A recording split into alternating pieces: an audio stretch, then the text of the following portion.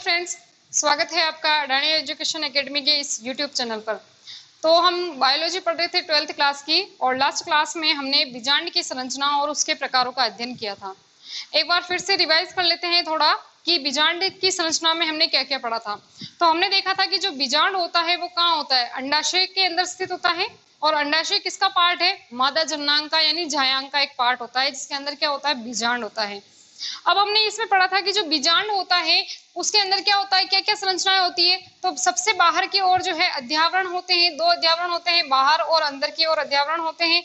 जहां अध्यावरण नहीं होता है वहां पर क्या होता है, बीजांड द्वार होता है। और इसके विपरीत सिरे पर क्या होता है, निभाग होता है। निभाग। इस बीजांड जो है, बीजांड के अंदर क्या होता है, बीजांड काय होता है, जो किसका बना होता है, मृदुतकीय कोशिकाओं का बना होता है। और इसके अंदर क्या होता है, भ्रूण कोश होता है। भ्रूण कोश होता है। आज हमें मुख्यतः किसके बारे में पढ़ना है, इसी भ्रूण कोश के बारे में पढ़ना है, भ्रूण कोश के बारे में, कि भ्रूण कोश कैसी संरचना है और इसका निर्माण किस प्रकार से होता है, भ्रूण कोश का निर्माण किस प्रकार से होता है। तो चलिए स्टार्ट करते हैं अपनी आज की क्लास। तो सबसे पहले आज हम पढ़ने जा रहे हैं गुरु बीजाणु जनन, कि गुरु बीजाणु जनन की प्रक्रिया क्या है, या गुरु बीजाणु जनन को हम किस प्रकार से परिभाषित कर सकते हैं। तो देखिए, जो गुरु बीजाणु जनन है, गुरु बीजाणु जनन, गुरु बीजाणु जनन क्या है, गुरु बीजाणु जनन, इसको किस प्रकार से परिभाषित कर सकते हैं हम। तो देखिए, गुरु बीजाणु जनन को हम इस प्रकार से परिभाषित कर सकते हैं कि गुरु बीजाणु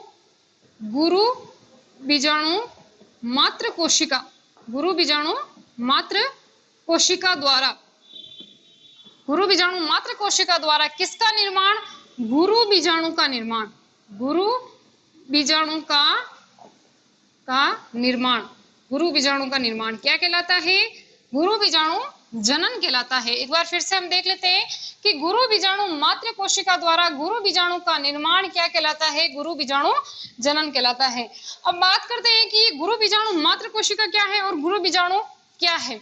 तो देखिए कि लास्ट क्लास में हमने जो बीजांड की संरचना पढ़ी थी, अभी हमने उसका रिवाइज भी किया है।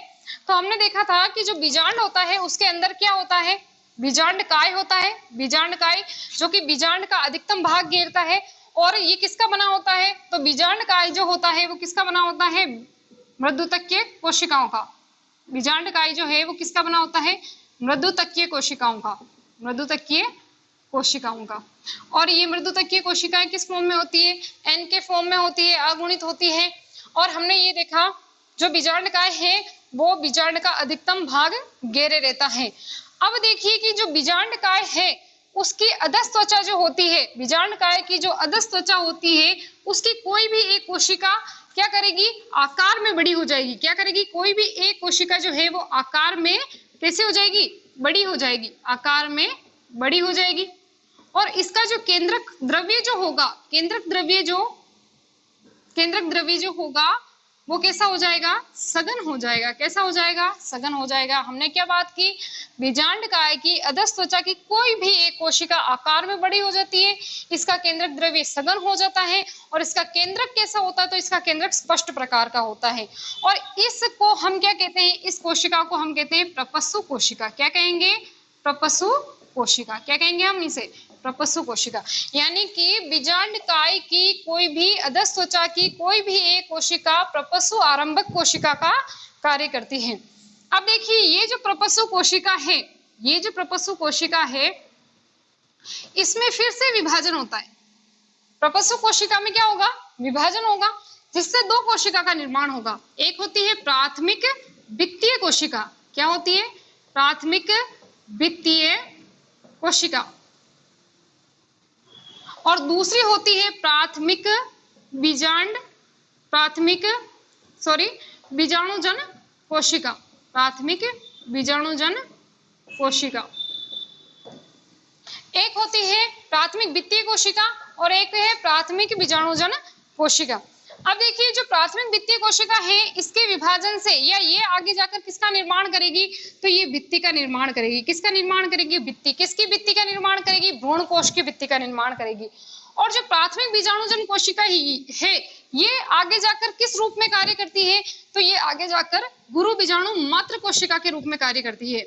गुरु बीजाणु मात्र कोशिका, गुरु बीजाणु मात्र कोशिका के रूप में ये कार्य करती है। प्राथमिक बीजाणु जन कोशिका क्या करेगी? गुरु बीजाणु मात्र कोशिका के रूप में कार्य करेगी। और प्राथमिक भित्तीय कोशिका क्या करेगी? भ्रूण कोश की भित्ति का निर्माण करेगी। अब देखिए जो गुरु बीजाणु मात्र कोशिका होती है उसमें क्या होता है? अर्धसूत्री विभाजन। क्या होगा?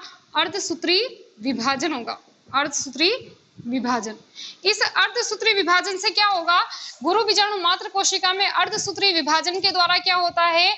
गुरु बीजाणुओं का निर्माण होता है। क्या होता है? गुरु बीजाणुओं का निर्माण होता है। अब देखिए जो गुरु बीजाणु होता है, गुरु बीजाणु का निर्माण होता है। अब ये जो गुरु बीजाणु है वो किस रूप में होंगे? ये चतुष्क के रूप में होते हैं। गुरु बीजाणु कैसे होते हैं? तो ये चतुष्क के रूप में होते हैं। 4 होंगे एक साथ, 4 जो है वो एक साथ जुड़े रहेंगे, जिसे हम क्या कहेंगे? चतुष्क कहेंगे। और किस फॉर्म में ये स्थित होते हैं, किस रूप में स्थित होते हैं? तो ये हम ये कहेंगे किस क्रम में ये स्थित होते हैं? तो ये रैखिक क्रम में स्थित होते हैं। कैसे होंगे? रैखिक क्रम में स्थित होंगे। जो गुरु बीजाणु है वो 4 होंगे, यानी ये कैसे होंगे? चतुष्क के रूप में होंगे। कितने होंगे? चतुष्क के रूप में 4 होंगे। और किस क्रम में होते हैं? रैखिक क्रम में होते हैं। एक के ऊपर एक स्थित होते हैं। हमने लघु बीजाणु जब पढ़ा था तब हमने उसके प्रकार के बारे में प्रकार पढ़े थे, तब हमने ये भी देखा था कि वो किस क्रम में व्यवस्थित होते हैं, जिसमें हमने एक रैखिक क्रम भी पढ़ा था।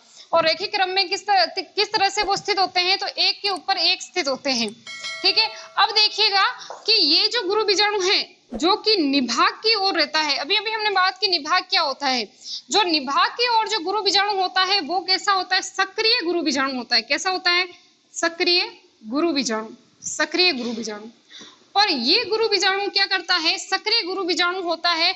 और ये क्या करता है? ये जो तीनों गुरु बीजाणु है, तीनों जो बचे हुए गुरु बीजाणु हैं, इनका क्या करता है? पोषण कर लेता है, यानी इनको नष्ट कर देता है। इनको पोषण करके इनको क्या कर देता है? नष्ट कर देता है। तो ये तीनों तो गुरु बीजाणु हो जाएंगे नष्ट, और बचेगा क्या? एक गुरु बीजाणु जो निभाग की ओर रहता है। और इस गुरु बीजाणु को क्या कहा जाता है? सक्रिय गुरु बीजाणु कहा जाता है। क्या कहा जाएगा? सक्रिय गुरु बीजाणु कहा जाएगा। यही सक्रिय गुरु बीजाणु किसका निर्माण करेगा? यही सक्रिय गुरु बीजाणु जो है वो भ्रूण कोश का निर्माण करेगा। किसका निर्माण करेगा? भ्रूण कोश का निर्माण करेगा। किसका निर्माण करेगा? ये सक्रिय गुरु बीजाणु भ्रूण कोश का निर्माण करेगा। और इसी भ्रूण कोश को क्या कहा जाता है? इसी भ्रूण कोश को कहा जाता है मादा युग्मकोद्भिद। क्या कहा जाता है? मादा युग्मकोद्भिद कहा जाता है। मादा युग्मकोद्भिद कहा जाता है। आगे बात समझ में कि सक्रिय गुरु बीजाणु जो होगा वो निभाग की ओर होगा। और ये क्या करेगा? ये तीनों गुरु बीजाणुओं को पोषण कर लेगा इनका, और इनको क्या करेगा? नष्ट कर देगा। तो तीनों गुरु बीजाणु नष्ट हो जाएंगे, सिर्फ एक गुरु बीजाणु बचेगा, जिसे हम क्या कहेंगे? सक्रिय गुरु बीजाणु कहेंगे। और इसी सक्रिय गुरु बीजाणु से क्या होता है? मादा युग्मकोद्भिद का निर्माण होता है। और इसी मादा युग्मकोद्भिद को क्या कहा जाता है? भ्रूण कोश कहा जाता है। चलिए नेक्स्ट हम बात करते हैं कि जो मादा युग्मकोद्भिद है, या जिसे हम भ्रूण कोश कहते हैं, उसकी संरचना जो है वो किस प्रकार उसका निर्माण होता है। तो हमने बात की कि जो सक्रिय गुरु बीजाणु होता है वही आगे जाकर किसका निर्माण करता है? मादा युग्मकोद्भिद, या जिसे हम क्या कहते हैं? भ्रूण कोश कहते हैं।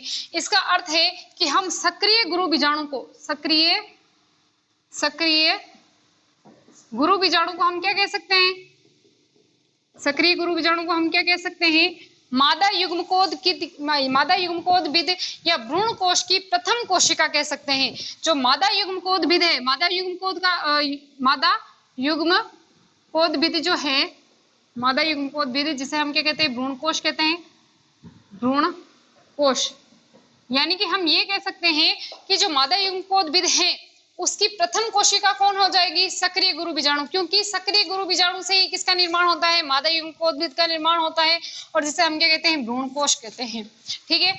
अब नेक्स्ट बात करते हैं कि जो सक्रिय गुरु बीजाणु है, जो सक्रिय गुरु बीजाणु है, सक्रिय गुरु बीजाणु की भी हमने बात की। जो सक्रिय गुरु बीजाणु है वो क्या हो जाएगा? अब आकार में कैसा हो जाएगा? बड़ा, यानी इसका आकार कैसा हो जाएगा? आकार इसका कैसा हो जाएगा? बड़ा हो जाएगा।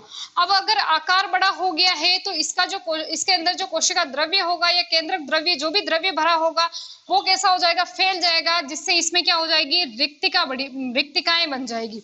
क्या हो जाएगी? रिक्तिकाएं बन जाएगी। अब ये रिक्तिकाएं क्या होगी? पास में आएगी, जिससे एक बड़ी सी रिक्तिका का निर्माण होगा। क्या होगा? एक बड़ी रिक्तिका का निर्माण होगा। और अब इसमें क्या परिवर्तन होंगे? तो देखिए, इस जो गुरु बीजाणु जो है, इसका जो केंद्रक है, जो केंद्रक है उसमें क्या होगा, इस केंद्रक में 3 बार विभाजन होगा। क्या होगा, 3 बार विभाजन होगा, 3 बार विभाजन होगा। इस केंद्रक में 3 बार विभाजन होता है, जिससे क्या होता है, केंद्रक अदर जो 8 केंद्रक है उनका निर्माण होता है। देखिए इसमें किस प्रकार से 3 केंद्रक का 3 बार विभाजन होगा। तो देखिए कि जो ये केंद्रक होता है उसमें एक बार पहले विभाजन से क्या होता है, 2 केंद्रक का निर्माण होता है। एक विभाजन से क्या होगा, 2 केंद्रक का निर्माण होगा। और ये दोनों जो केंद्रक होंगे वो क्या हो जाएंगे, आप जो दोनों केंद्रक होंगे वो कहाँ चले जाएंगे, ध्रुवों पर चले जाएंगे। एक केंद्रक इस ध्रुव पर और एक केंद्रक दूसरे ध्रुव पर, यानी विपरीत ध्रुवों पर ये चले जाएंगे। अब फिर से इनमें विभाजन होगा, इन दोनों केंद्रक में फिर से विभाजन से कितने केंद्रक बनेंगे, 2 केंद्रक बनेंगे, यानी कुल कितने केंद्रक हो गए, 4 केंद्रक हो गए। इन दोनों केंद्रकों में फिर से विभाजन से 2 केंद्रक और 2 ऊपर केंद्रक और 2 नीचे केंद्रक बनेंगे, जिससे कितने कुल केंद्रक हो जाएंगे, 4 केंद्रक बन जाएंगे।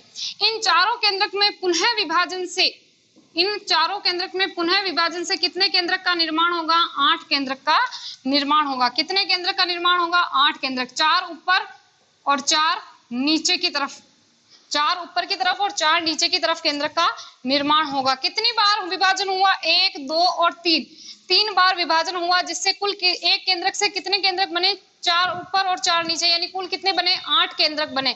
अब देखिएगा कि इनमें से एक केंद्रक ऊपर से और एक केंद्रक नीचे से, दोनों कहाँ जाएंगे, बीच में आ जाएंगे। कहाँ आ जाएंगे, बीच में आ जाएंगे, यानी केंद्र के भाग में आ जाएंगे।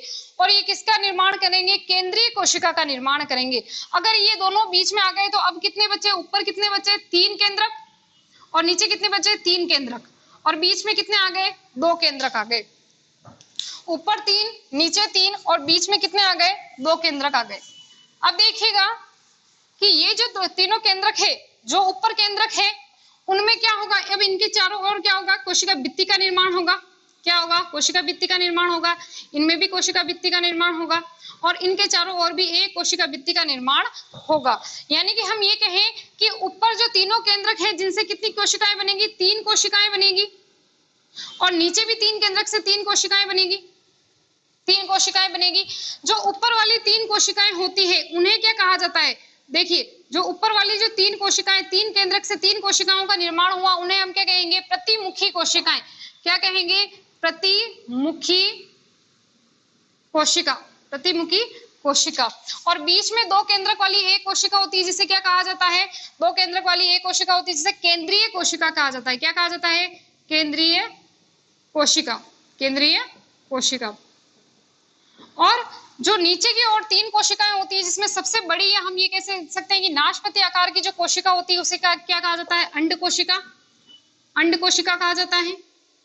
और इसके दोनों तरफ जो 2 कोशिकाएं होती है उन्हें क्या कहा जाता है, तो इन दोनों कोशिकाओं को क्या कहा जाता है, सहायक कोशिका, सहायक कोशिका कहा जाता है, सहायक कोशिका कहा जाता है। अब हमने देखा कि एक केंद्रक में 3 बार विभाजन हुए, जिससे कितने केंद्रकों का निर्माण हुआ, 8 केंद्रकों का निर्माण हुआ, जिसमें से 2 केंद्रक बीच में आ जाते हैं और उनके चारों ओर एक कोशिका भित्ति के निर्माण से केंद्रीय कोशिका का निर्माण होता है। और ऊपर की ओर 3 कोशिकाएं होती है जिसे प्रतिमुखी कोशिका कहते हैं, तथा नीचे की ओर 3 कोशिकाएं होती हैं। इन तीनों को क्या कहेंगे, सम्मिलित रूप से इन तीनों को कहते हैं अंड समुच्चय। क्या कहेंगे, अंड समुच्चय। और जिसमें कितनी कोशिकाएं होती है, 3 कोशिकाएं होती है। सबसे बीच में बड़ी जो कोशिका होती है उसे अंड कोशिका, और इनके दोनों तरफ जो कोशिकाएं होती है जिसे क्या कहा जाता है, सहायक कोशिका कहा जाता है। अब हमने यहाँ पर देखा कि इसके अंदर केंद्रक तो कुल कितने हो गए, 1 2 3 4 5 6 7 8 केंद्रकों की अगर हम संख्या की बात करें तो केंद्रक कुल कितने हो गए, 8 हो गए। लेकिन कोशिका कितनी होगी, जो कोशिका होगी इसमें 7 ही होगी। कितनी होगी, 7। क्योंकि 7 किस प्रकार से होगी, 1 2 3 4 5 6 तो ये हो गई, और ये केवल एक ही कोशिका है जिसमें केंद्रक कितने हैं, 2 केंद्रक है। इसलिए कोशिका तो कितनी हो जाती है, 7, और केंद्रक कितने हो जाते हैं, 8। यानी हम इस संरचना को कह सकते हैं 8 केंद्रकीय 7 कोशिकीय अवस्था। क्या कहेंगे, 8 केंद्रकीय व 7 कोशिकीय अवस्था इसे कहा जाता है। तो आज हमने किसकी बात की, आज हमने भ्रूण कोश के बारे में पढ़ा। इसी के साथ आपका लेसन जो है यहाँ यहीं पर समाप्त होता है। आज की क्लास यहीं तक। Thank you.